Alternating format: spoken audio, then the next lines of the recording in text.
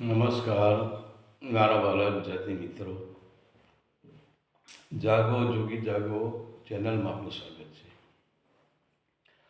તો આજે આપણે વાત કરીશું અખાના સપ્પાની. તો અખાએ એવું કેમ કહ્યું, અખાને શું જાણવા મળ્યું? તો એને કહ્યું કે તિલક કરતા 53 ગયા, જપ માળાના નાકા ગયા, કથા સોણી સોણી ફૂટ્યા શ્રવણ, તોય ન પહોંચ્યા હરિને શરણ. તો કહેવાશે કે અખાને એક એવા ગુરુ મળી ગયા હતા જે બસ એ ગુરુએ અખાને બહારના કર્મકાંડમાં જ અખાને ખેંચી લીધો હતો. અહીંથી કાવડ ભરીને જવું, પેલાને પાણી ચડાવવું, ત્યાંથી કાવડ ભરીને જવું, પેલાને પાણી ચડાવવું, પેલાનું આમ કરવું, પેલા આમ કરવું, ને રાત્રે કથા સાંભળવા જવું, કથાઓમાં જવું, ને રાત્રે બેઠા બેઠા માળાઓ ફેરવવી. પણ વિચાર તો કરો કે અખાને આ બહારનું કર્મકાંડ કરતાં કરતાં 53 વર્ષ વીતી ગયા છે. ત્યારે અખાને થઈ કે હારું 20-21 વર્ષે મેં ગુરુ કરાયા અને આજે મને 53 વર્ષ થઈ ગયા છે. તો બસ 53 વર્ષમાં તો મેં કેટલી બધી માળાઓ તોડી નાખી, કેટલા બધા મંત્ર જાપ કર્યા, કેટલી કથાઓ સાંભળી, કેટલાય કપાળમાં કેટલી દરરોજ એક તિલક કરીને કેટલા મેં તિલક કરી નાખ્યા. પણ હારું મને કંઈ સાચું સરનામું કંઈ મળતું નથી. સત્ય શું છે હજુ હું એ જાણી શક્યો નથી. તો હવે આખો વિચાર તો કરે, એક નિરક્ષર માણસ, એક ગામડીયો માણસ જેનામાં અભ્યાસ જ નહોતો, એવા માણસને, અભ્યાસ વગરના માણસને આટલી ખબર પડી કે મને તિલક કરતાં કરતાં 53 વર્ષ થઈ ગયા અને મેં જાપ માળા એટલે કેટલી મેં માળાઓ, નાશ મણકા મણકો આવ્યો, નાશ મણકા મણકો આવ્યો, નાશ મણકા મણકો આવ્યો, આજે મેં કેટલી માળાઓ મેં ફેરવી નાખી. પણ એમ કરતાં હજુ મારું અંદરનું હૃદય શુદ્ધ થતું નથી. મારા જે વિચારો છે એમાં પરિવર્તન આવતું નથી, મારી ઉર્જામાં પરિવર્તન આવતું નથી, અને મારો હૃદય કેમ રંગાતો નથી. કહેવાય છે કે 53 વર્ષે અખાને કોઈ સાચા સંત મળી ગયા હતા. પણ હવે કહેવાની વસ્તુ શું છે અહીંયા કે જે બહારના જે કર્મકાંડ છે એ કર્મકાંડ એક એવી વસ્તુ છે કે હવે મનુષ્યની આ જે દરેક મનુષ્ય અજ્ઞાનતામાં, બેહોશીમાં અને અંધકારમાં પડી રહ્યો છે. હવે જો મનુષ્ય 3 દુશ્મનો છે, એક અજ્ઞાનતા, એક અંધકાર અને બીજું બેહોશી. તો હવે બેહોશી કઈ છે? કે બેહોશી વિષય વાસનાની બેહોશી છે. બહારનો જે જગતનો જે શરાબ છે, અને એ શરાબ જો લોકો પીવે છે, એ પણ શરાબ વનસ્પતિમાંથી જ બનેલો હોય છે. પણ એ શરાબ પીવે તો એ શરાબ તમને બેહોશ કરી દેશે, પણ બેહોશ સંપૂર્ણ બેહોશ કરી શકતા નથી. બહારનો જે શરાબ છે એ શરાબ મનુષ્યને 2-4 કલાક માટે કે 6 કલાક માટે બેહોશીમાં લાવી શકે છે, અને 6 કલાક પછી એની બેહોશી તોડી શકે છે. અને આમે પણ તમે જુઓ કે શરાબ માણસ જે પીધો ને એ એટલી બેહોશીમાં ભરાઈ જાય છે કે ઘણી વખત અમે રસ્તા પર નીકળતા જોઈએ તો એ કાદવ કિચડમાં પડે છે, એને બોલવાનું ભાન નથી હોતું, એના કપડાં કિચડવાળા બગડ્યા હોય છે, અરે ઉકરડામાં અમુક ટાઈમે સૂઈ ગયા હોય છે. તો આ જ બેહોશી. પણ કહેવાનો મતલબ છે કે શરાબની બેહોશી 5-7 કલાકમાં છૂટી જાય છે અને પછી એને હોશ આવી જાય છે. પરંતુ જે વિષય, વાસના, મોહ, લોભ, અહંકાર, રાગ, દ્વેષ, હુંપણાનો, અહંકારનો જે શરાબ છે, અને આ શરાબનો નશો જેના મગજમાં ચડી ગયો, આપણે કહીએ છીએ કે ભાઈ સંપત્તિ તમારી જોડે, પરમાત્માએ તને સંપત્તિ આપી, તેનો સદુપયોગ કરી લો. અને બીજા નંબરે, સંપત્તિ તમારી તિજોરીમાં હોય તો અંદી વાંધો ન આવે, સંપત્તિ તમારી બેંકમાં પડી હોય તો અંદી વાંધો ન આવે, સંપત્તિ તમારા ખિસ્સામાં પડી હોય તો અંદી વાંધો ન આવે, પરંતુ એ જ સંપત્તિનો નશો તમારા મગજમાં ચડી જાય તો આ નશો જીવનમાં ઉતરતો નથી. અને એ જ નશો એ તમને અજ્ઞાન બનાવી દે, એ તમને અહંકારી બનાવી દે, એ તમારા વિવેકને ભૂલવાડી દે, તમને અવિવેકી બનાવી દે. અને જે અવિવેકી બન્યો, જે અહંકારી બન્યો, એ માણસની દૃષ્ટિમાં પછી નાના મોટાનું સન્માન ન હોય. તમે ઘણી વખત જોજો કે આવા અહંકારી માણસો હોય, જેને પદ મળી ગયો હોય, જેને પ્રતિષ્ઠા મળી ગઈ હોય, જેને સંપત્તિ મળી ગઈ હોય, જેને કોઈ હોદ્દો મળી ગયો હોય, એના તો હવે એની ઉંમર નાની હોય છે, અને એની પાસે જે કામ કરાવનારા બીજા માણસો આવે છે, અમુક સમયથી એવું બને છે કે વૃદ્ધ માણસો પણ એની પાસે કામ કરાવવા માટે જતા હોય છે. પણ એમ છતાં એને સત્તાનો નશો ચડી ગયો છે, એને સંપત્તિનો નશો ચડી ગયો છે, એને હોદ્દાનો નશો ચડી ગયો છે, એને ખુરશીનો નશો ચડી ગયો છે, એને ડિગ્રીનો નશો ચડી ગયો છે. આ લોકોનામાં ભાન ન હોય, આ બધા બેહોશી માણસો હોય, પણ એમની દૃષ્ટિમાં એમની સામે કોઈ વડીલ માણસ ઊભો છે, વડીલ માણસ એમને ન દેખાતો હોય, કારણ કે એમનો નશો ચકચૂર થઈ ગયેલો હોય. અને એ નશામાં એ વડીલ માણસો સાથે તુછડાઈથી વાત કરતા હોય, એમને જનતમ બોલતા હોય, તમે આમ કરો, તમે તેમ કરો. એટલે આ બધા નશા છે. તો કહેવાનો મતલબ શું છે કે બહારનો આપણે જે કર્મકાંડ કરીએ છીએ એ પણ એક પ્રકારનો નશો જ છે. કારણ કે આમ જોવા જઈએ તો તમે જે મંત્રોચ્ચાર કરો છો એ પણ એક નશો જ છે.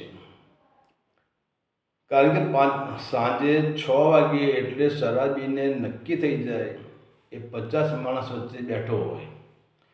આપણે જોઈએ કે નાની એમથી એક બીડી, હવે એક માણસ 100 માણસ વચ્ચે બેઠો અને એને બીડી પીવાનો સમય થઈ જાય 5 કે 7 વાગે, તો હવે એ 1.5 ઇંચ 2 ઇંચની બીડી આ 5.5 ફૂટના જે કાયા છે એને ઊભો કરીને બહાર કાઢે કે હાલ બહાર નીકળ, મારો સમય થઈ ગયો છે.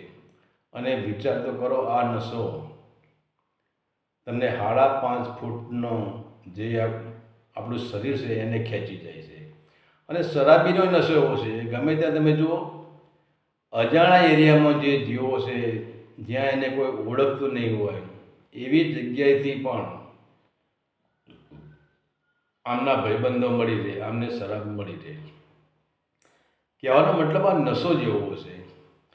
તો હવે આ બધા નશા તો બહારના નશા છે, પરંતુ હવે અખાનું કહેવું હશે કે બહારના નશા જ્યાં સુધી તમારી અંદર હશે ત્યાં સુધી તમે ગમે એટલા તિલક કરો, ગમે એટલી માળાઓ ફેરવો, ગમે એટલા મંત્ર જાપ કરો, પણ એનો કંઈ જ ફરક પડવાનો નથી.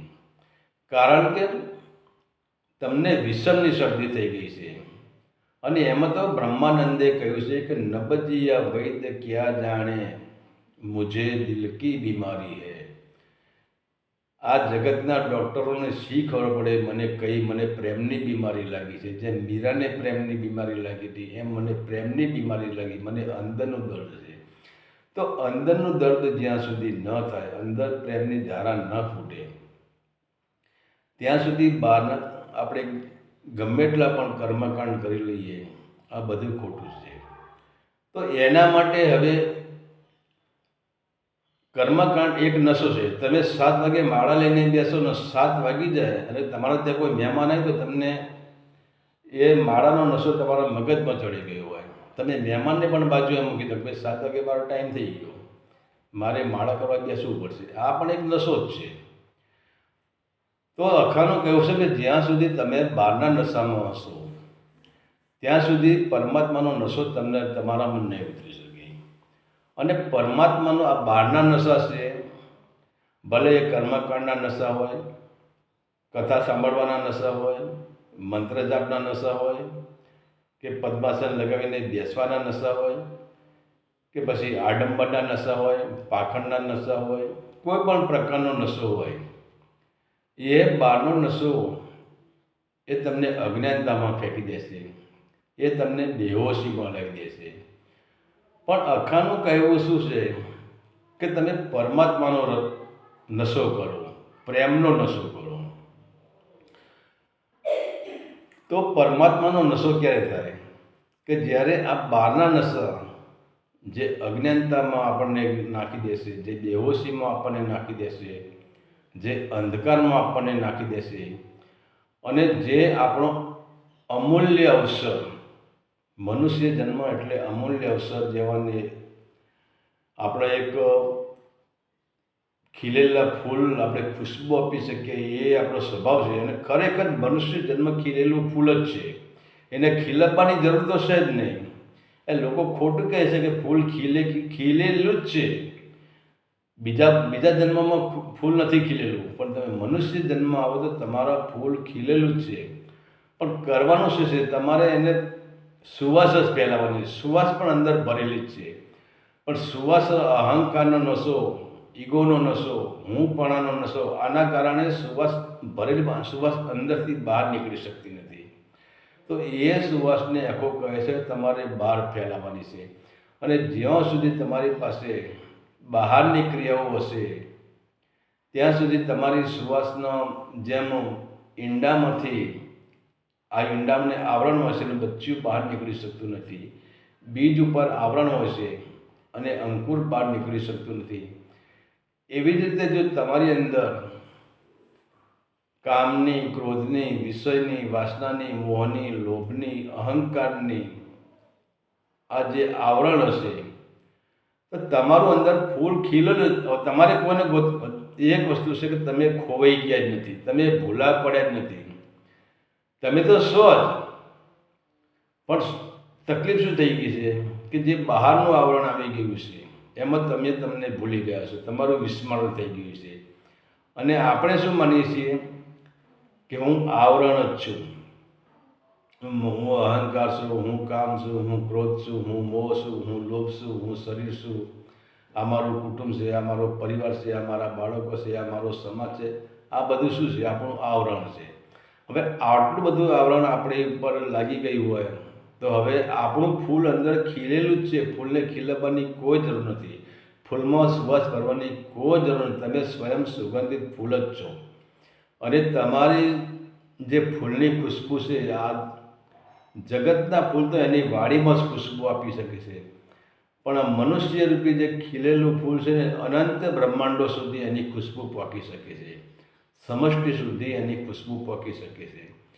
તો હવે અખો આપણને સમજાવે છે કે અખાએ લખી દીધું કે તિલક કરતા મારા 53 ગયા, જપ માળાના નાકા ગયા, કથા સુણી સુણી ફૂટ્યા શ્રવણ, તોય ન પહોંચ્યા અખા હરીને શરણ. મેં 20 વર્ષે હું જોડાયો તો 53 વર્ષ સુધી મેં કર્યું, તો 20 ને 30 અને 33 વર્ષ સુધી અખો ભટક્યો છે. 33 વર્ષ, 20 વર્ષે એને ગુરુનો હાથ પકડ્યો હતો, તો 33 વર્ષ સુધી એ ભટકી રહ્યો છે, એને કંઈ સત્ય દેખાણું નહીં. એટલે પછી જ્યારે 34મા વર્ષે અખાને સાચા ગુરુ મળ્યા અને એનું જેમ જેમ આવરણ તૂટવા માંડ્યું એમ અખાય પછી ત્યારે આ દુહો લખવો પડ્યો, આ છંદ લખવો પડ્યો, આ છપ્પો લખવો પડ્યો.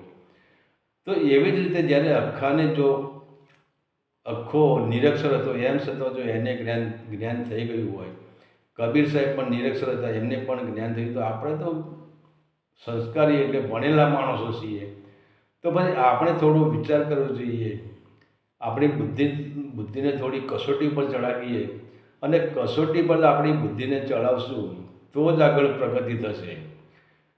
કારણ કે કમળ કાદવમાં જ ખીલે છે, એમ આ કાદવ જ છે, આખું શરીર એક કાદવમાં છે, માંસને માટીના લોચા જ છે, એમાં બીજું કંઈ નથી. પણ આ જ કાદવની અંદર તમે તમારી બુદ્ધિને કસોટી ચડાવો તમે તમારી સંકલ્પ શક્તિને કસોટી ચડાવો તો એક દિવસ એ કસોટીમાંથી તમે પાર ઉતરશો અને ત્યારે તમને ખબર પડશે કે સત્ય શું છે અને અસત્ય શું છે. હરિ ઓમ તત્સત. આદેશના પ્રણામ.